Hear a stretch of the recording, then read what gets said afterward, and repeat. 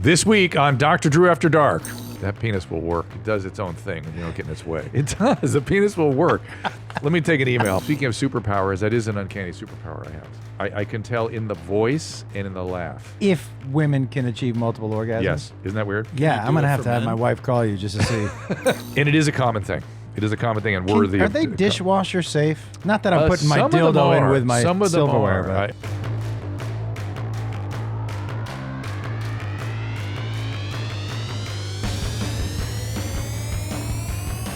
Welcome to Dr. Drew After Dark. Please be advised that Dr. Drew After Dark may contain sexually oriented content and be unsuitable for young children. Hey everybody, welcome to Dr. Drew After Dark. Phone number 818-253-1693 for those voice messages, and the emails at drdrewafterdark@gmail.com.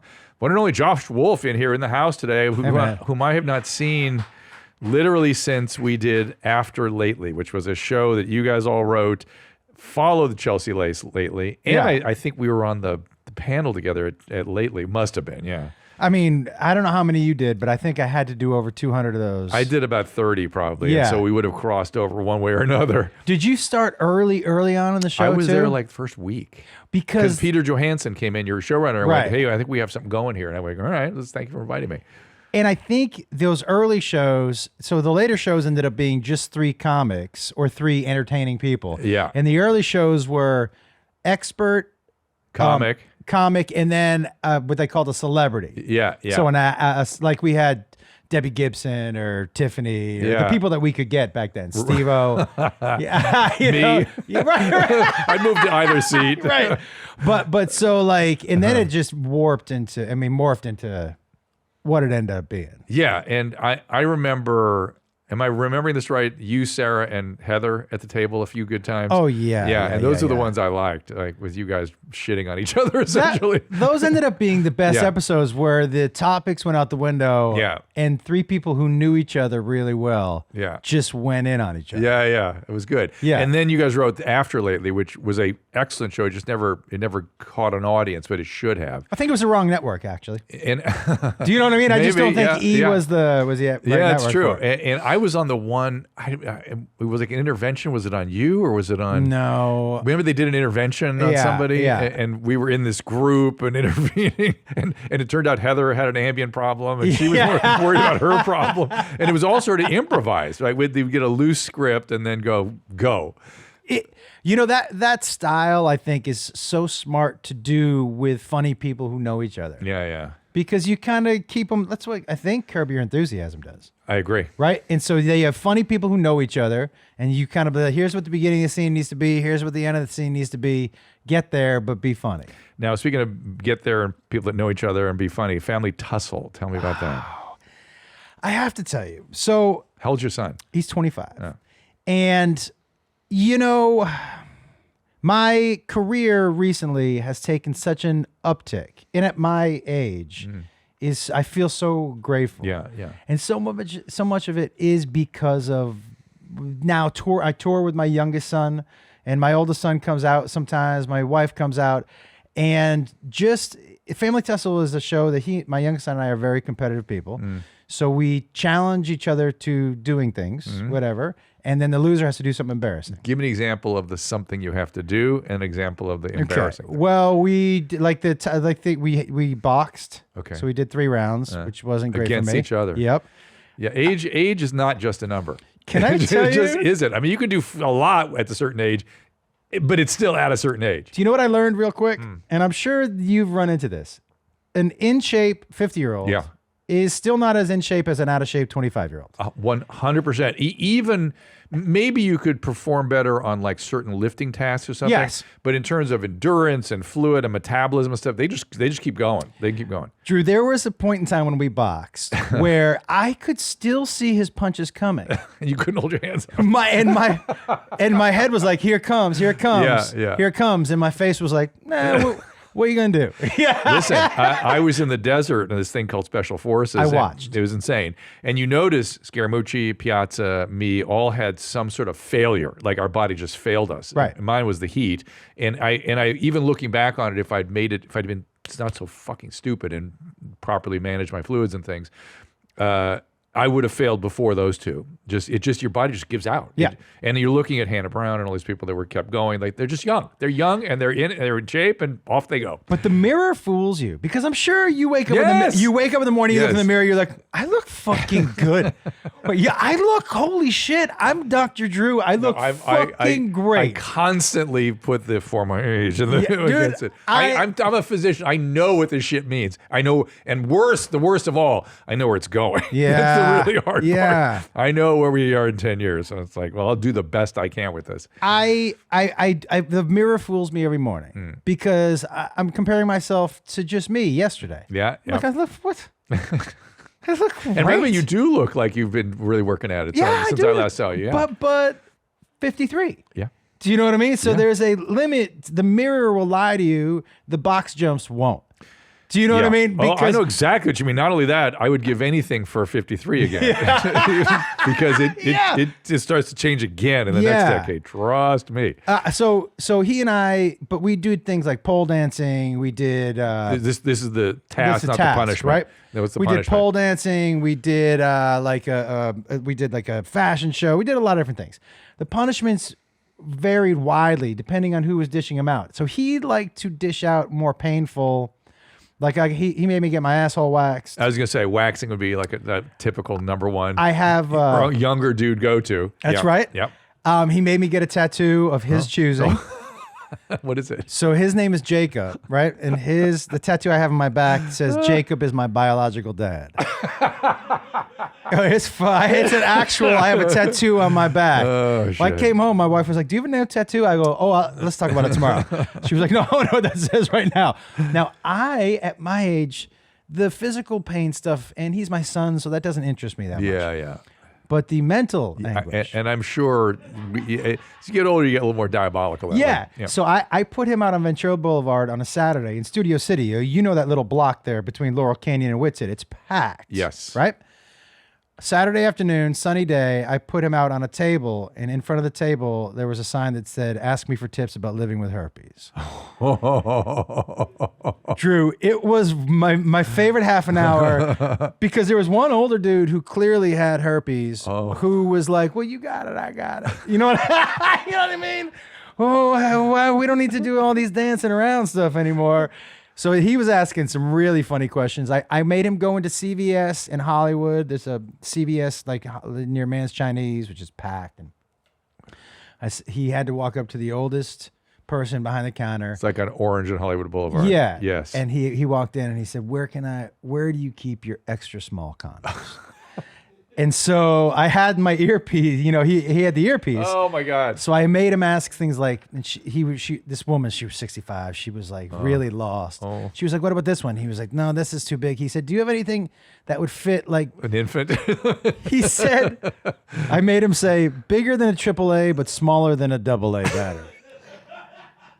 And so these, and then she goes, I don't know, I'm a 65-year-old old woman.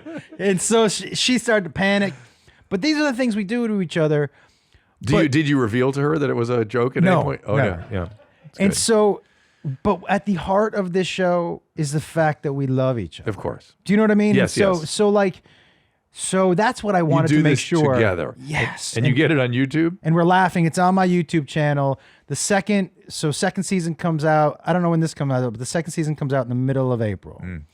And so there's a bunch of new challenges and a bunch of new punishments. And so it's really been... Just look up Family Tussle on YouTube? on YouTube. Or go to my YouTube channel. But it's been my favorite thing that I've done. Tussle. I got a lot more I want to talk to you about. Let's get a couple calls in Okay. here for first. This is Rachel. Interesting call. This is the kind of stuff we talk about here. Rachel, what's going on? Hello. Hey there. So I recently got off of birth control after 9 years, and almost immediately I started having more frequent and easier orgasms during sex. We're doing nothing different, so I'm curious if after or during those 9 years, birth control made it really hard for me to come. How old were you when you started the pill? I was 19. Yeah. So hear this all the time. Constant. Really? Oh my God, it's ridiculous. And doctors do not Wow. warn. They don't warn women that these high potency progesterones that's in most of the hormonal contraceptives now shut you down, dry your vagina, create depression. Talk about birth control. And yeah, and even if it's just libido or orgasm function, Yeah. it's a shift, it's a change. Now, what I've been hearing about a lot lately, because for some reason people seem to be going off these things or getting word that you could feel better off. I'm wondering if there's a little rebound, because what you're describing, Rachel, is so common that there might be even a little rebound effect also. So interesting. Let me know in a couple months if it's still going on. That'll be just that it was suppressed and that's it. And you're a little older now. You're a little more tuned into your body, and so things are the way they should be, but not being suppressed by the hormonal contraceptive. Yeah. So when you get off the birth control, it's like a rush of hormones that come back. It possibly. I think if I had to pick a bet, I would bet that it's just suppressing. Because those progesterones suppress everything, and no one talks to women about it. It just drives me crazy. Even the Mirena, the IUDs and stuff, they have enough progesterone to do it also. It's crazy. By the way, when you said IUD, I was like, explosives? IED. Yeah. I was like, you definitely shouldn't put those in you. Yes. Wow. And so there you go, Rachel. So congratulations. And you're one of the lucky ones that can have orgasm with intercourse, which is not super common. Yeah.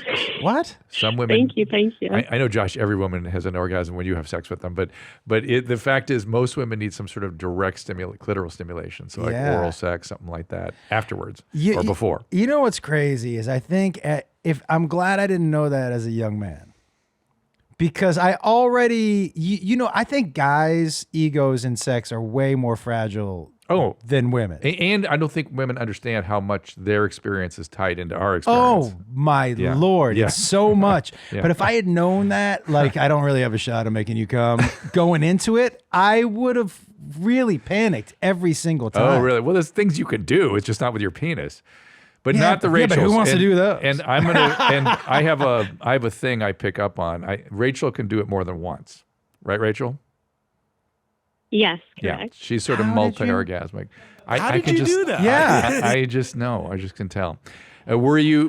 And is that only come back since coming off the progesterone, or was it a little bit that way even on the pill? On the pill, it was a little bit, but I would never be able to go over 2. Yeah. And it would normally, the second one would always be a little harder. Yeah. But now I can do 3 back to back. Yeah.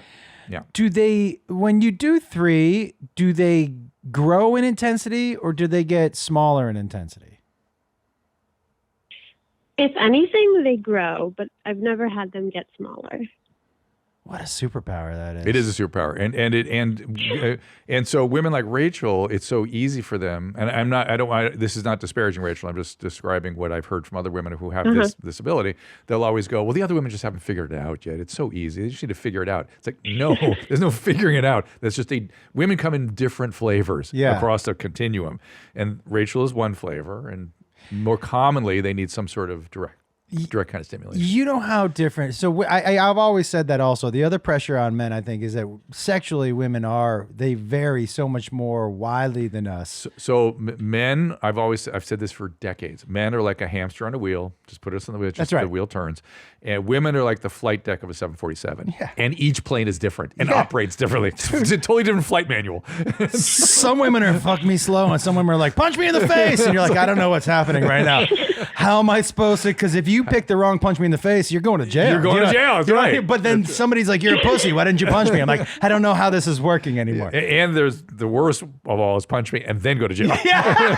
Tell you to punch me and then think better of it. Oh my. So Rachel, thank you for calling on this, because it is an important point for women, and I just don't think doctors make enough of it when they put women on these pills, and it affects a lot of areas. Did you have any mood stuff too, and vaginal dryness and all that business? Yeah, I would say so. I mean, I was on it for so long that I think it just became normal. Yeah. So now I'm asking all these questions. Yeah. It's all the pill. The other thing that you should know, and you're not in this category, there's a guy named Goldstein. I forget the name of his organization out in Washington, D.C. He's been doing a lot of studies on the estrogen and progesterone receptors that women have. And some women have a receptor that on the Dr. Drew podcast, I talked to him a couple of times. Stephen Goldstein. Yeah, that's him. Stephen R. Goldstein, and I talked to him a couple of times. But in any event, he has some evidence that about 10 or maybe even 20% of women never regain their sexual functioning from these pills. So it's a significant issue that how come doctors aren't discussing that? They either don't know it, or when it comes to hormones and childbearing stuff, my profession has a tendency to treat women like incubators. The stuff they do to them on behalf of fertility and things, it makes them sick. And no one goes, hey, by the way, we're gonna screw with you. It's gonna, you're gonna not feel good. No, it's just, we got to do this to get the baby. That's bananas. Yeah. All right, Rachel, anything else? Nope, that's all. Thank you. All right, you got it. Thank you for calling us. Yeah, it is. Speaking of superpowers, that is an uncanny superpower I have. I can tell in the voice and in the laugh. I just can tell right away. If women can achieve multiple orgasms? Yes. Isn't that weird? Yeah, I'm going to have my wife call you just to see if I'm just not tapping into... You'll have to make her laugh. Yeah. This is interesting. I don't even know if I make her laugh anymore. I think from now on I do something stupid, she's just like, You know when you've been married past a certain... Oh, yes. There's no more... It's just like, what are you stupid fuck? Like there's... Well, that's every woman that's married to a man. Will, what's going on? Hey, Dr. Drew. Hey, Josh. Hey, man. Hey, I was wondering, after a couple of days of no showering, my belly button smells like shit. Like rancid. Good times. Well, what's the matter, Nadav? You're shaking your head. Oh, Andy doesn't like this topic. He says after a couple days of not showering that his belly button's... Just shower every day, dude. We discovered the problem. Yeah, by the way, it's probably... Aren't you guys millennials? Sometimes I ain't got time to shower. What the hell? By the way, probably not just your belly button that smells like shit. It's probably more of a full body. Could be. Yeah. But let's talk about the belly. I wear deodorant. Okay, not on your asshole, you don't. And true. P.S. homie, you need, maybe someone needs to tell you deodorant don't work, my nigga. That's not enough. You need to take shower. A shower. You have to shower. You got also. time, my boy. If you got time to make this call, you got time to shower. Andy's very. Hey, I showered this morning. There you go. That's my man. And your belly button doesn't smell, right? Do you wash your belly button every shower? I do not, although I get soap nearby, I'm sure. But here's the deal. With people that have a certain degree of depth in their belly button, debris gets in there, bacteria gets in there. Debris? Mm-hmm. Bacteria gets in there, and then it kind of seals off. So the bacteria start to grow, and they're growing in an environment of no oxygen. And so anaerobic bacteria, the bacteria that don't use oxygen for growth, stink. So this is an anaerobic bacterial overgrowth, and they do wash out with with fluids and stuff, with soap and water and that kind of thing. But my friend, the reality is you probably should use like a Q-tip or something regularly when you shower and just really get the soap in there, because this can actually, in a certain percentage of cases, turn into an abscess. It actually starts to erode into your belly and cause an abscess. It's kind of a miserable thing. Can I ask a question about your belly button? How many knuckles deep can you go in that belly button? Like, is it a deep belly button? Is it no, maybe like one. Just one knuckle in, okay. But it's whatever it is about I'm not obese or anything. Yeah. Right. Whatever it is, it's depth, of course, is a feature, but it's not the only feature. It's just something about the architecture and then the fact that the bacteria get in there and lack of shower. Can I ask one more question? How do you know your belly button smells? You can smell it from just standing shirtless, or you got to put your finger in there? Little A, little B. So mostly B. So yeah, mostly B. Yeah. So you're digging and sniffing. Okay, I get it. Yeah, dude, I'm not. No judgment, by the way. Yeah. You found I got to something? investigate. Yeah, I get it. And again, no judgment, but I do worry about this going on to a cellulitis or an abscess, that kind of thing. And that's pretty nasty when that happens. So just, clean it out real good, soap and water. And you might need to use some antibacterials like Physohex, something like that. But it's not an unusual thing. Not unusual. So good times, right? Yeah. Let's see what Alexis is up to here. I got a bunch of other stuff I want to talk to you about. By the way, so I'm so glad I came here. Of course you are. Of course. It was worth waiting for all these years since we last talked. Are you kidding me? That last two calls have been amazing. Alexis. Hey, Dr. Drew, how's it going? Good, man. What's up? Hey, man. So just another penis question to add on to all the ones you've already had. Of course. So I've recently started hooking up with an ex of mine, and I know I can get hard, but for some reason when I go to her place, I get very anxious to the point where there is no, like, I don't get aroused. And Right. I can't seem to, like, you know. Yeah, anxiety is the get into action. anti-arousal. Anxiety makes the penis soft. Is that right? Not everybody, but it's easy. It kind of happens that way. All types of anxiety? Well, do you know what I mean? Yes, there are some people. To be fair, men are all over the place with this. Like you think about methamphetamine. Methamphetamine generally shuts people down, except some guys really get going. Right. 4 strokes. Their 4-stroke guy, for instance. You know, some guys really get going. Same thing with anxiety. Anxiety can be part of arousal for some people, and for others, it's a shutdown. Mostly, it's a shutdown, particularly when it's about the person. So then what you have to figure out is my anxiety because whatever's going on between us, there's something wrong, we're conflicted, whatever. Or I'm so into this person that I want her to be impressed and it makes me anxious. So which is it, Alexis? I think it's the second one, because I heard your podcast, I think it was last week, where you mentioned the same thing. Where you're actually able to be so into the person that you're afraid of, like, not being able to perform. Right. So when it's that one, which is a really common one, bring it into the room, as we say. Tell the partner that you know something I am really into, because women automatically blame themselves for anything with the male performance, and it rarely has anything to do with them. The guy's there because he wants to be there, period, and that's, again, the hamster in the wheel. That's it. But if something's not working, if the most common thing by far is he's too excited. Can I ask you how the relationship ended before? Did you end it or did she end it? So I ended it, and she's actually the Great White Buffalo, and that's kind of what I think adds to it as well. Meaning she's something you really want? Or she's a big white and woman? She's kind of like the one I felt at the time I had to let go. And so now, like 6 years later, we're kind of like 6 years. Yeah. So well, she agreed to no attachment, but I mean, I'm the type I to see. kind of So go she's thrown anyway. that into the mix too. So you bring it into the room. You got to keep talking about it. You got to say, look, I am really into it because I'm so into it. This is making me. I really want to do this with you, but I'm anxious. And oh, by the way, I understand no attachments, but that adds to the stakes here. And so But you don't have that problem with anybody else? No, that's why it's like I kind of do tell her, because we've talked about it kind of. And I do tell her, I'm like, this doesn't happen. Like, this normally doesn't happen. But, like, I do want to, have sex, but it just doesn't. It's frustrating. It's so painful, right? It's the one you really want. It's like the penis won't probably follow. doesn't help at all, right? The fact first that time you're it putting that happened, pressure. I was bummed out the whole weekend. Like, Yeah, I went out, had a fun weekend, but in reality, I did not, just because I was thinking about it. You got to talk to her about it. That's your only hope. You've got a quality about. And again, I'm not saying this to be negative. I just want you to address it.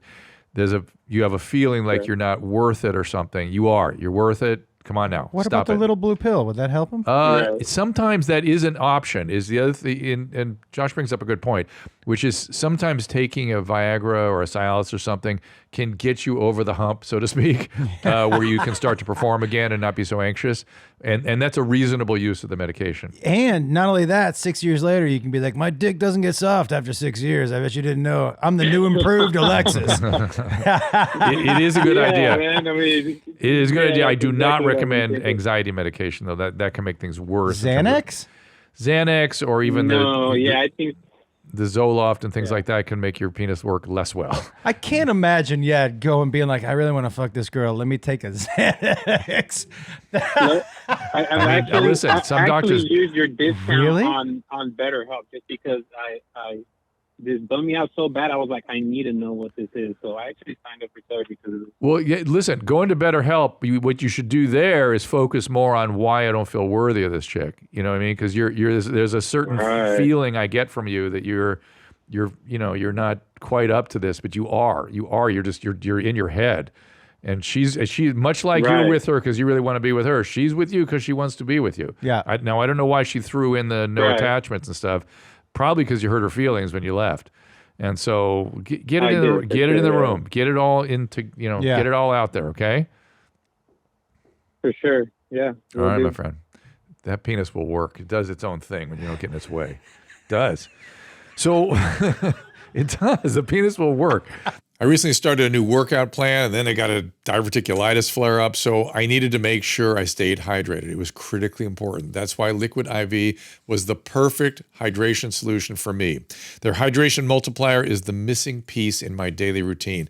Just one stick, I get 5 essential vitamins and 2 times faster hydration than water alone.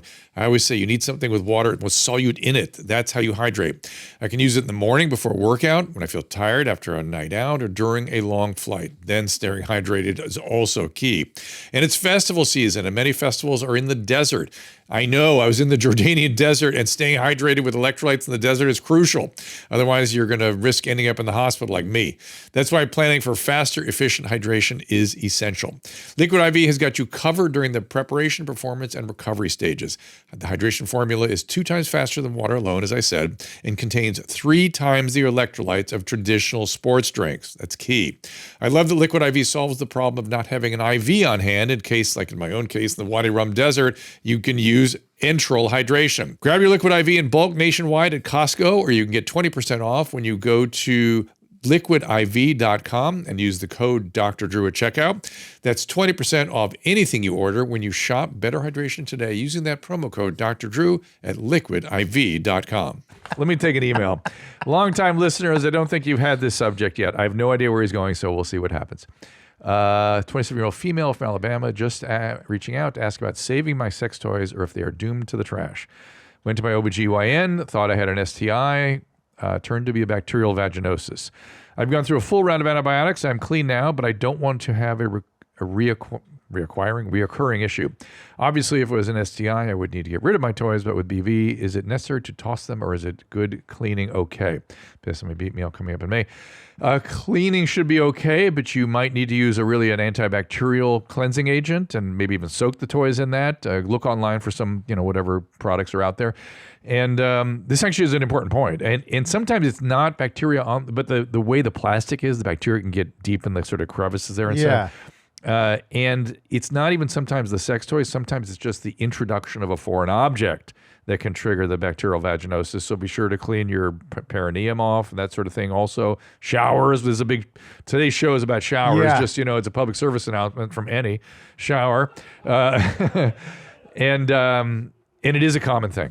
It is a common thing and worthy of... Are they dishwasher safe? Not that I'm putting my dildo in with my silverware. But you can sort of consult, the user manual, that kind of thing. I've heard of people use them. I think these days they're also technologically, crazy. Do you know what I thought of the other night, which I find funny about dildos?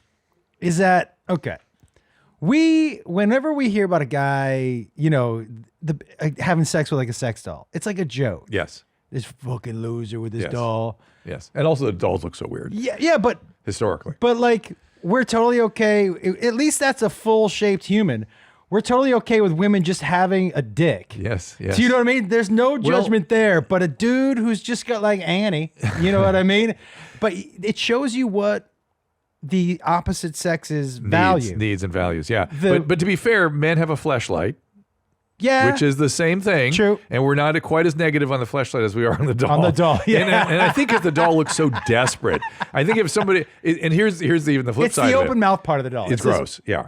That's the part that gets Don't do that again. Yeah. And the other part is now they have these latex dolls that are beautiful and whatnot. Yeah. But then that smacks of desperation. So as men, we don't like that in a guy either, right? Yeah, it's so funny. Like, yeah, I guess. I mean, it's just the judgment on those. And now I don't think I could, as somebody who values humor so much, have sex with just like this latex. I think I would laugh. I just don't know if I could do that. But like the judgment, but it does show like the woman just wants the dick. Yeah. And the guy just wants a woman who doesn't talk. Do you know what I mean? He's like, I want every other part except for that vocal. The vocal part of it is the part that I'm. Send those comments to Josh Wolf. What's your Twitter handle? By the way, I don't. It's the one social media part I don't. Smart. It's a cesspool. I just don't need Twitter. Oh, it's so awful. So you and I, it turns out, were in the same town around the same time, which I had no idea. Yeah. You grew up in Amherst, Massachusetts. That's right. I went to college in Amherst, Massachusetts. And we know, right? You were there right about that time. I mean, right? I lived there when you were 76 to 80. Yeah. I was in elementary school, But you were there. I was there. Yeah. Yeah. And you remember all the landmarks I remember. 100%. I will tell you something else. I feel so lucky looking back to have grown up in that town. It was a beautiful town. But in that era, you probably now think of it more as it became in the 80s. But in the 70s, New England was blighted economically. Yeah. Everything. Think about what that Main Street intersection, that was the totality of the businesses. Yep. Right? There was a clothing store, there was a pharmacy, there was a pizza place. Yeah. And then there was Judy's down the street eventually. And that was it. Yep. Now you go back there and it's like Main Street Disneyland. It's like wild. But to grow up in that town, 5 colleges right there. Yeah. And such different colleges, from Smith to Amherst College to UMass. You're like Mount Holyoke. Holyoke. And by the way, you know how much that's all changed now, right? Hampshire, gone. Yeah. Gone. UMass, gone to the moon in terms of size and academic standing. Smith has gone a certain direction. Yep. Holyoke, sort of isolated. My son went to Amherst, and he barely ever set foot on the women's colleges. Really? We went there constantly in the 70s. Well, Smith is now, it has a lot of lesbians, a lot of gay women at that school. I remember in high school, I didn't know, there was no gaydar really when I was in high school. I mean, I was in a generation with that George Michael was straight. Yeah. We were like, that dude fucks, you know? And so like, I remember going to a Smith College party and being like, none of these women they're interested in me at all. And then when my buddy told me on the way home, I was like, I had no spot for that. But what I did love about that area is it was a very open, it's and I don't know what it's like now, but it was very open-minded because had 5 colleges there. Oh, it was very progressive. So it was a very progressive, open thinking. Yeah. And when I mean that, I don't mean it progressive in the way that people think today. I meant it's a very live and let live. Yes, accepting. Like, and nobody. Yeah. Now it's probably a little more judgy. Yes. Yeah, but it was very accepting. It wasn't that back then. I agree. And everything was on the table to discuss because you were talking about everybody who lived there was involved with the academia in some way.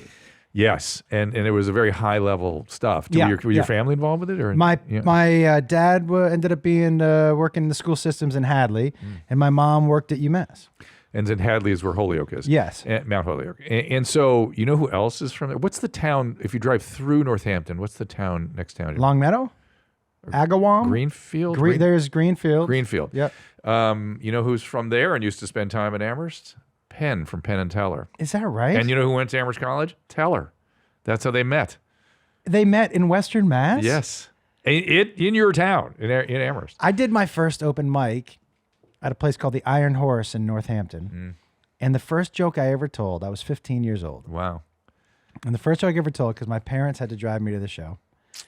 And the first joke I ever told, my mom and dad were sitting in the front row. I said, hey, everybody, I'm Josh. I'm 15.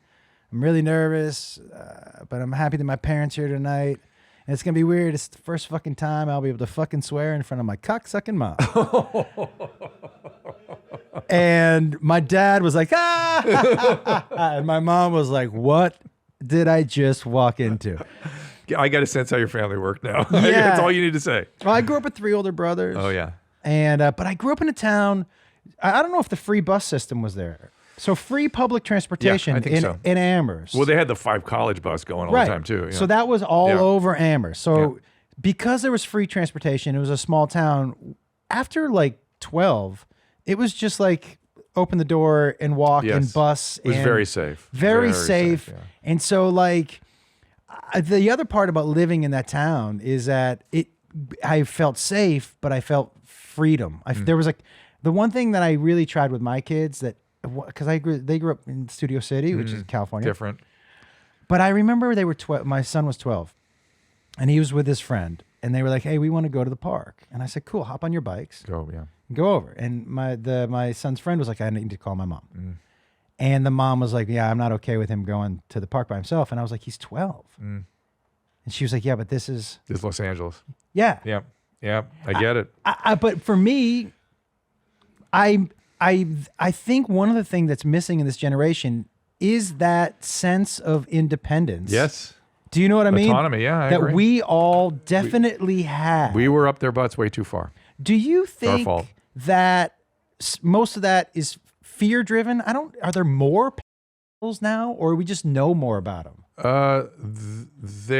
Good point. There were plenty around in our era. So many. Yeah, and I think there was kind of a pandemic of that stuff. I then. agree. But now there is so much on the street stuff, Right. violence and things, Yeah. and cars that are the traffic's so condensed. I think that's what people worry about. In the fact that you see it whenever Yeah, you it's- open up social media, Yeah. all you're being fed is fear. It's true. So you're like that. You live with that fear, so you don't want to send your kids out. into And it. I think there was a weird sense, you're a little younger than I am, but in my generation particularly, that our parents were sort of not involved. yeah, Like they were sort of checked out a little bit. Yep. And we're like, we're not going to do that. We're going to be involved. And we went overboard, of course. and when I look back, I don't know that it wasn't that they weren't involved. They were involved enough. Yes. They were involved enough. Yeah, yeah. Just for whatever reason, we didn't perceive it that way. It's so funny. I honestly, Yep. when we went out of town, my wife and I went out of town, and I remember my parents leaving me alone at 16 at the house. I know. Me too. I had a party at 16. Yeah, so did I. Let's talk to Colin that they blessed. Yeah. Colin, what's going on? Hey, Dr. Drew. Long live the Rational Revolution. Yes, sir. It's coming. It's starting. Rational Revolution. What's up? It is. So I had a question about ear herpes. So I have a friend who plowed a hooker, and about 3 weeks after, we didn't know this at the time, but I think he was having his initial outbreak. And because he's a child, he gave me a wet willy. And I'm curious at how high of a risk would it be for actual ear herpes to occur? No, I'm a little confused. He did a wet willy. He has herpes in his mouth. He gave this dude Like a wet willy. was having his initial outbreak. I understand. That's and on his mouth or on his penis? That's not how wet willies work. No, Drew, I understand, but I'm okay, wondering where the yeah. outbreak was. Okay, yeah. By the way, dude, if this dude, if he convinced you that a wet willy was his dick in your ear, he's a he's a pretty convincing He's back dude. to you and your son in the AA batteries. So I'm guessing it was in his initial outbreak in his mouth, right? Yes, he had an outbreak in his mouth and his dick. We found out, later on that's what was going on, right? He didn't know at Both. the That's time. kind of It unusual. was just starting. It's unusual to have both. He must have gone down on her. But even so, usually it just, for whatever reason, the immune system can kind of deal with, it just happens in one place typically. Really? Typically. And it's not well understood, but that's been my experience. Maybe certainly. not hooker herpes. Maybe Maybe that's not hooker herpes. Yeah, there you go. So you can get herpes on any skin surfaces. Now, it's more likely that it happens in the mucosal surfaces, right? So the penis is a thinner skin, and the testes are thin skin, a little bit thicker, but those are areas that it can easily get in. The mouth is an easy place, anus, easy place for it to get in, but it can get through any skin occasionally. So you can get a herpetic patch, or you can get something called herpetic whitlow, which is in the fingertip. I've never seen it in the ear. And in fact, were I to see, but I'm not saying it's impossible, sorry, but were I to see an outbreak like that in the ear, I would assume it was shingles. I would not call it herpes. I would assume it was shingles, because you do get stuff in the ear from shingles. Can herpes bring on shingles?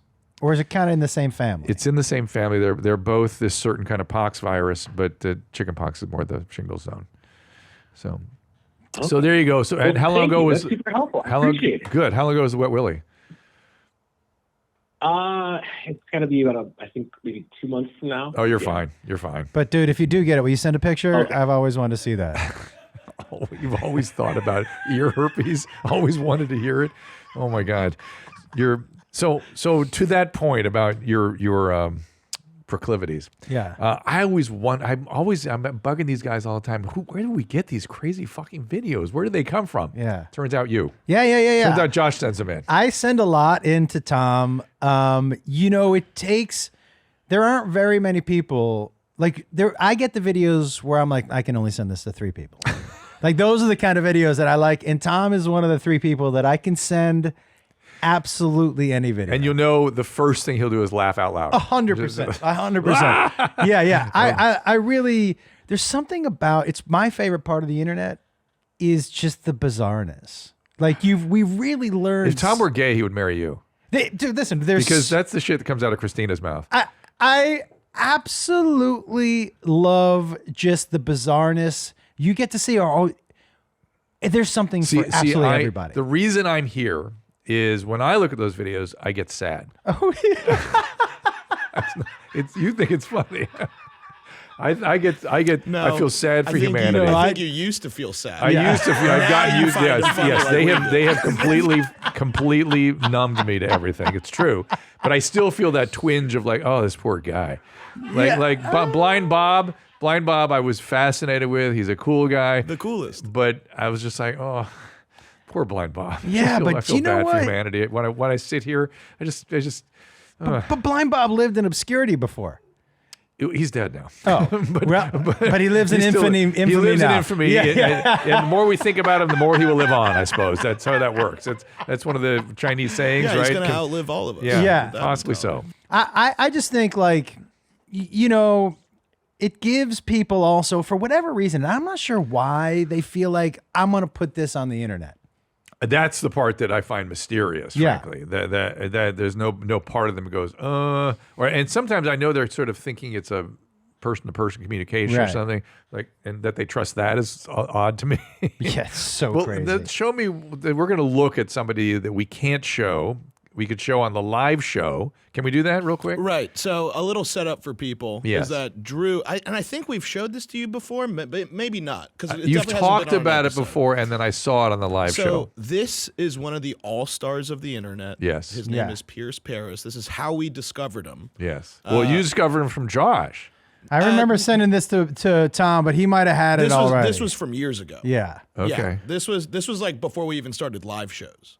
So there was this cool video of him. Oh, this is like, here it is. There it is. Can I tell you? It's oddly so he's satisfying. Shooting his nuts out for people that are just listening and also cannot see the video. It's Pierce Paris popping into frame, and it literally looks like the nuts take the form of a stool. Like it looks like he's shitting, except the nuts appear. See that you and I see that differently. I see soft serve ice cream. Well, there is, 2 girls, 1 cup. Yeah. And that's sort of the same vibe. I agree with you. But also your brain, you got a nice little adjustment in your brain. Yeah, that's good. There's hope for you, Josh. There's hope. But I'm also like, how does it, Well, I talked to him. Oh, yeah? Yeah, we asked him how he did it. Yeah. And believe it or not, there's a lot of prep work. Oh, I believe it. Prep work with the anus or the balls or both? Both. So you got to lube up the balls, you got to lube up the anus, and then I believe he also puts a plug in there to widen it up to make room. Sure. But I mean, he's hairless. He's like a dolphin. Yeah, I'm sure he works on that. That he's what? That he's hairless like he's a dog? so hairless. Oh, well, that must help too, right? He's a male adult performer. Oh, got it. That's his day job. Yeah. This is just fun stuff. This is but honestly, Pierce Paris is incredible. Like every time we do a live show, he does a sexual stunt for us that opens the show. He sends us pitch decks with all sorts of different stunts, and like this was literally our introduction. Has anything beat this? I mean, they're all very top tier stunts. Like it's top tier. Like, yeah, it's honestly like Jackass meets sex. Yeah, he's a real pro. By the way, I'm a fan. Yeah, I'm a fan. I think I am too. Yeah. I don't need to see him with other men, but I need to see his weird stuff. Yeah, I agree with that. And not only that, I'm not going to lie to you. Look, I don't see too many videos where I'm like, I'm gonna see if I can do that. Yeah. So I don't have the length. Me neither. Yeah, and that somebody called about that. What if you're like in a hot room for a while? No, I don't. I can't. That is a genetic thing. That's a gift, as we say. The older you get, do your balls stay at the same place, or do they? If you have already a certain amount of hang, they will go more towards the ground. Just look at the old man walking around the gym. Very Don't cool. you see it? Oh my God, those guys. Yeah. No shame. Yeah. Why? And why are you gonna post up next to me at my locker in like the Captain Morgan's pose? Why do they do that? They put their foot on the fucking bench every time. What are we doing? And why are you drying your nuts with the hairdryer supplied at the gym? Oh, that's a good move. Have you not seen that? I've not seen that. No. Oh my! But it makes that totally consistent with the behavior. Yeah. Just blow drying your nuts with the hairdryer. You don't want any of that belly button stuff, the dry anaerobic bacteria in there. You just dry them out. I can't believe. And by the way, that is one of the things I should tell the belly button guy. Dry is important because the wet and the no bacteria and no oxygen. That's how they grow. I still can't get over used the word debris. Debris. Yeah. Debris feels so much bigger to me. Do you know what I mean? Debris can be dirt and old skin and bacteria and all. It's just stuff from the world. I actually had another question. Oh, do tell. Just talking about these old guys drying their nuts with the air dryer. Yeah. So I saw something online that said using those air dryers in the bathroom are actually like more bacteria. Yes, this is all COVID era conversation, right? Because I mean, I saw this recently. Yeah, are you talking about the hand dryer? Yes, it's become Can you more get of a a yeast infection on your nuts from these air dryers. The thing about the hair dryer that I've been reading about is the fact that it causes us an aerosol spray, and then that travels all over the room potentially. So whatever is on your hands getting to everybody else pretty easily. And of course, it's after you wash your hands, so it's not that big a deal, but it does cause an aerosol for sure. If patients have recurrent fungus or yeast in that area, I actually tell them to use a hair dryer to dry it off. Really? Why? Because bone dry, the fungus and the yeast don't like that. Got it. So you any moisture, it'll get going again. Well, bone dry, but like if you're going to the air dryer wet and then it's throwing bacteria. That's throwing stuff all over the place. Yeah, all over the floor, all over everybody else, all over your towels and stuff. Yes. It is. So more again, I don't tell people to use a hair dryer at the gym. Right. I don't imagine they would do that. It doesn't even occur to me. They do, so because I know. old dudes don't give a shit. They don't give a shit. Hey, let me look at just because we discussed this earlier, a horrible or hilarious. So Josh can get a sense of what that's all about. He said they're all going to be hilarious. So let's see what he thinks. This feels like it's right up my alley. It is. You're like Tom, so it'll be right there. Yeah, we'll put you to the test. Oh no. Oh, okay. Hilarious. Can I tell you my favorite part already? You don't bounce off the concrete very easily. That's actually. He fucking bounced. It is funny, but it's what worries me because watch his head. Watch his head. Watch his head. Oh. He fucking bounced. No. Yeah.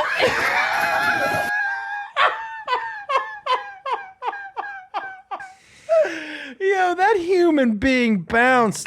Oh, and the leg too. Boy, that leg.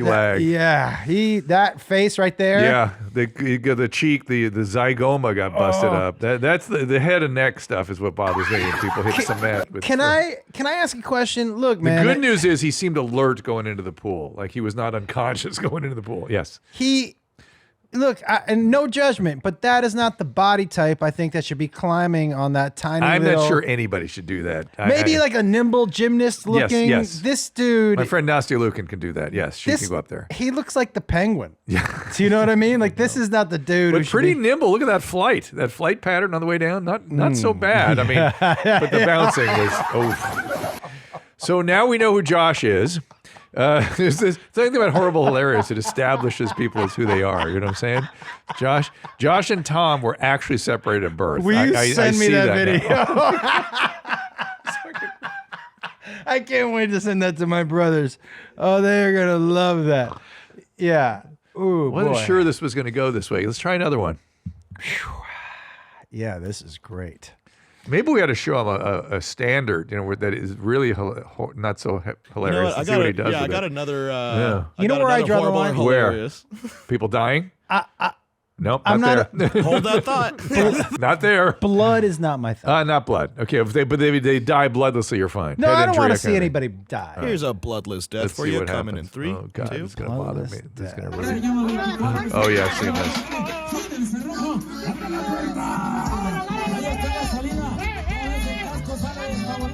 He's doing Boom, great. on the rail. Bam, bam. Out. Oh, did he hit his head on the rail? Yeah. Oh, again on the rail. Oh. Yeah.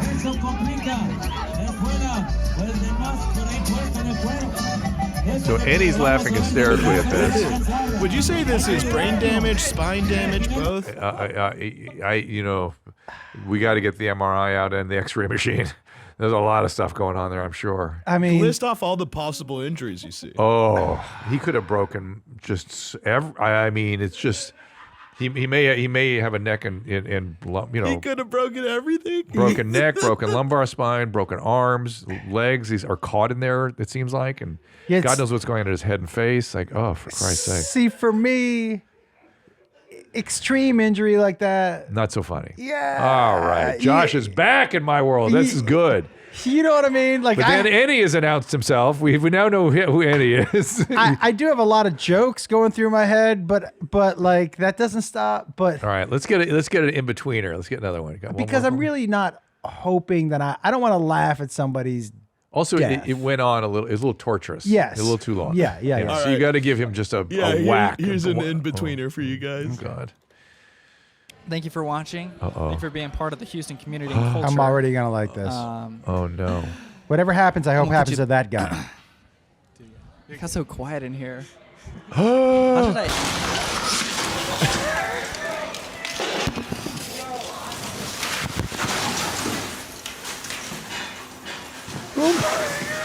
Wait a second. Where's the other dude? He's down. But I like the guy with the FUBU No, he's shirt. not down. He got out of the way, I think. Get out of the way. I think the other guy's like. Yeah, he got Oh, out. yeah, he's out. Well, I mean, he got pinched a little bit. I like the way the guy on the left is just like. Dude, that guy like he's checking his phone.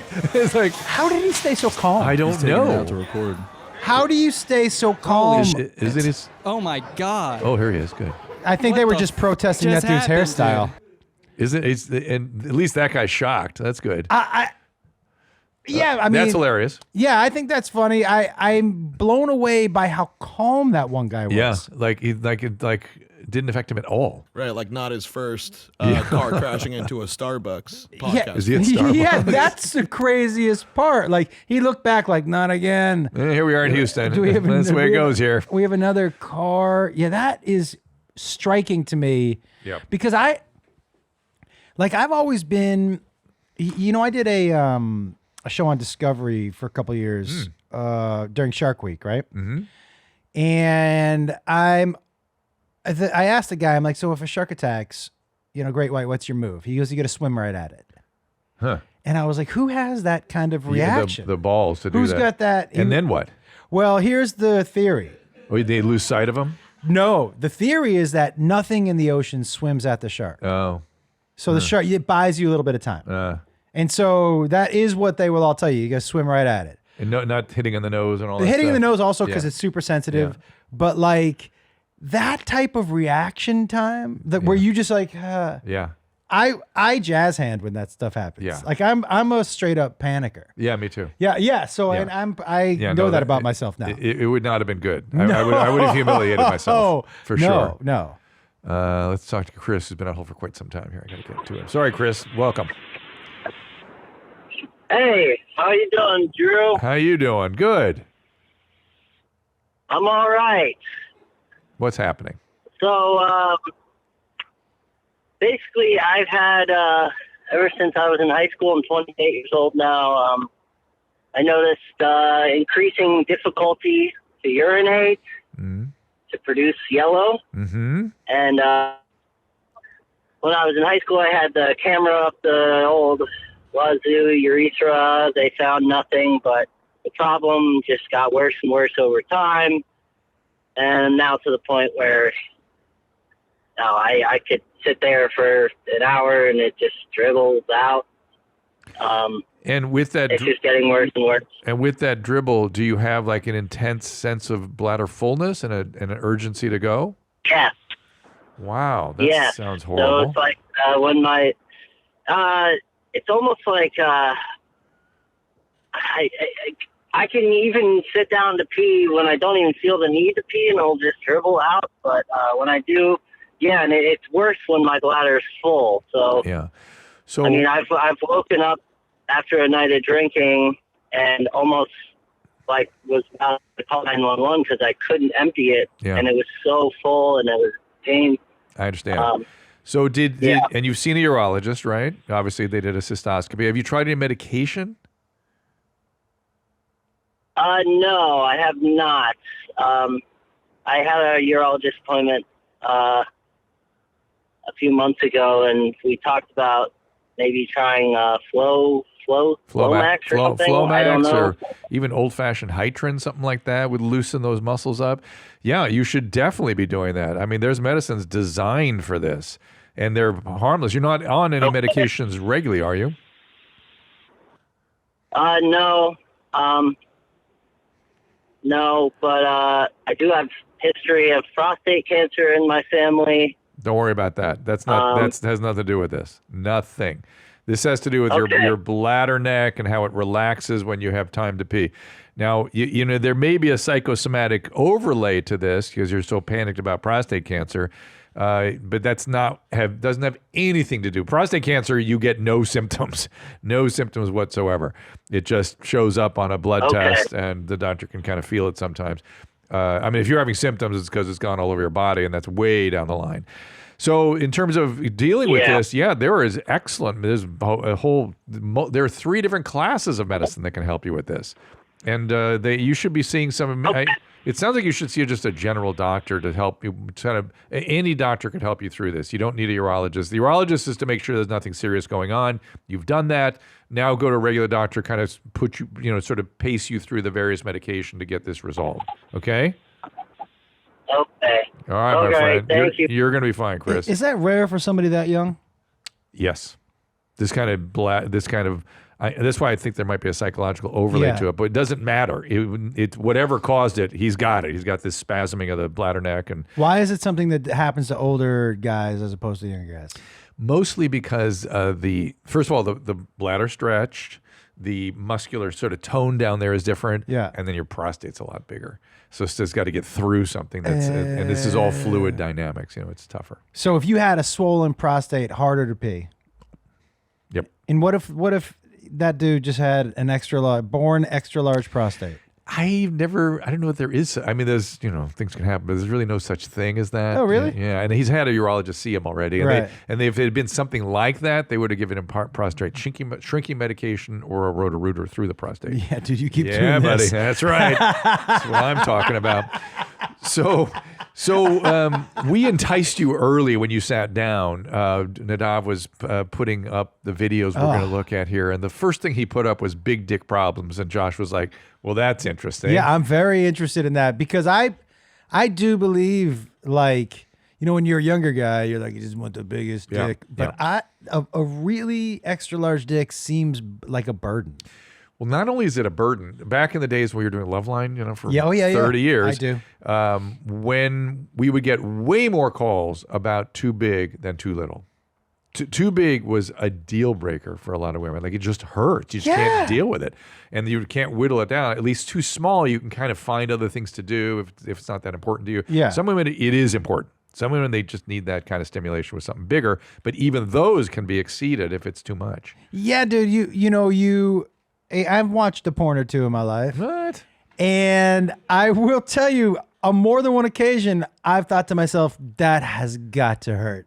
Like, there's no way that And why is do they always team up that guy with a 5'2", you know why, 90-pound woman? I think you know the answer to that. I really kind of don't. It makes it more ridiculous to me. It's like it really is like it really looks crazy. And so big dick problems, it seems like it's more of a problem. Let's see what our video is about. Maybe it'll straighten us out, so to speak.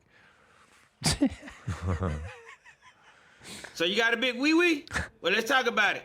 And Lil Wee Wee gang, I need y'all to listen up because it should make y'all feel a little bit better.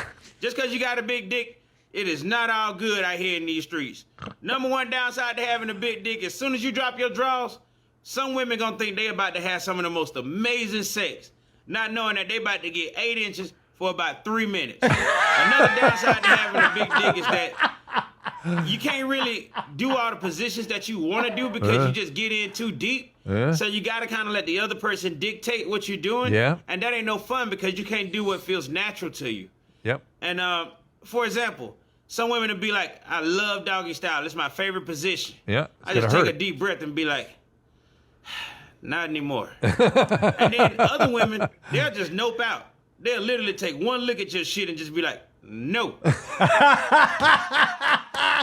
By the way, I will tell you, a bunch of guys who watch that, like very insecure dudes, all of them that just felt like a real big dick flex. Yeah. Do you know what I mean? Oh, it hurts too. Is that what it hurts them? Yeah, and this guy is not talking shit. He is. This is from experience. This is actually true. I need more of this guy. This guy is. He's speaking. I don't know what he's up to or what his sort of vibe is, but he does his homework. I mean, 8 inches for 3 minutes. That is hilarious. I mean, but like, are some women, like, I imagine just what it looks like is part of the, like the size is part of the allure. Yes, some women like that. One of the things I was reading some literature years ago, and it was saying that men like looking at a lot of different things. Yeah, women like looking at large phallus. Their gaze goes there. Yeah, they're interested in that. And for some women, it's very appealing. But as he said, when they get into it, it's maybe not what you think it's going to be. Yeah, see you small dick dudes, ride out in the sunset. You know what I'm saying? Tell me, do you know anything about that guy? I mean, I have another video from him if you'd like to see. Sure. Yeah, just I kind of love gives this guy. advice to people. I love that he's How got. to get a woman with the out of town game. This one right here is pretty fucking good. I have used this one before, so it is what it is. Basically, all it requires you to do is when you're on a date with a woman or when you meet a woman on a dating site, you go ahead and let her know, you ain't from here. You just a visitor. You'll be here for another week or two. This is psychologically registered in her brain that the sexual advances are gonna be sped up. And you won't look like a creep for doing the shit either. Also, if you cheating on your woman or something, this is also a good one to use because this gives you an outing to get a hotel room. You say you're out of town, you're visiting your parents, and right now you're living at your parents' house. You really don't want to bring nobody back to your parents' house, so it gives you a reason to get a hotel room. Boom. He is so thoughtful. Use this for people that flake on you. If she texts you back an hour later at 9 o'clock saying she overslept or some shit like that, just say fine. You know, it's too bad we couldn't have that much fun before I left town. You never know what you might get out of that. I got a couple. First of all, if someone texts you at 9 p.m. and says I overslept, I don't know over what you overslept till 9 p.m. Took a nap. It seems like a crazy, but also I love the position of his microphone. Yes. And what the camera and the stuff on the ceiling. The stuff on the ceiling. I love the kind of trippy. All of it together. Here's the deal. You're invited too, but I know what I want to do. I want to do a live show, and I want to do it with that guy. Yeah. That's what I want to do. Yeah. So if you guys can help me pull that off, but there's a lot of do things. A live show with that guy. I don't care where I gotta go. I want to do that. There's a lot of things that you pick up on that where he said that way if you're living at your parents' house. I mean, this dude is. He's thinking of everything. Is he at his parents' house? He's been at his parents' house. I don't know if he still is, but or certainly his friends have been. He's got experience. I like this dude. I dig this guy. He's got a name. Do we know his name? Let me see. I'm gonna look for this guy. Big Dick Darian. His name is Life and Scars. Life and Scars. See, he speaks from experience. He really does. Yeah. I like that dude because you can tell he's speaking truth. That's right. 100%. Yeah. I like this dude. All right. So for you and I think we're about wrapped here, my friends. Great to see you. Thank you for having me. It's been way too long. Yeah, it really has. I said, let's get you back sooner. And tell people where to go. Where do you want to go? ComedianJoshWolf.com for all my tour dates. And I will say I'm more grateful right now at this time of my career than I have ever been. I'm selling more tickets than I ever have. And I think it's because I figured out what's important. And when you figure out what's important and you stop worrying about the things that, I'm comparing myself to other people, all that stuff. By the way, all that ended when I left Los Angeles. So all of that negative shit about worrying about what other people were doing is gone. And I've become a dude who who has found that being of service to other people might be my favorite thing. That is, anybody who finds fulfillment and is interested in leading a good life always comes there, always goes there. And it's not what people think it is. It's not running a charity or saving the world hunger. It's one person at a time being of service. That's what humans need to do. I could not agree with you more. And since I've started that, the stuff that I used to focus on 100% of the time and what I thought was important have elevated to a spot where they have never have before. Yeah, and then the gratitude is a symptom of you doing better. 100%. And so like, I feel so grateful to be doing all this stuff. So I'm on the road with my son right now. The show is so good. ComedianJoshWolf.com, Josh Wolf Comedy on all socials. But thank you so much for having me, man. A pleasure to see you, my friend. So glad you're here, and we'll see everyone else next time. All conversations and information exchanged during participation in the Dr. Drew After Dark podcast or interaction on the drdrew.com website is intended for educational and entertainment purposes only. Do not confuse this with treatment or physician medical advice or direction per se. You must always follow your medical professional's advice and direction. Nothing on these podcasts or posted on this site supplements or supersedes the relationship and direction of your medical caretakers. Please understand, I am not playing the role of physician in this environment per se. I'm educating. I am a licensed physician with specialty boards in American Board of Internal Medicine and American Board of Addiction Medicine.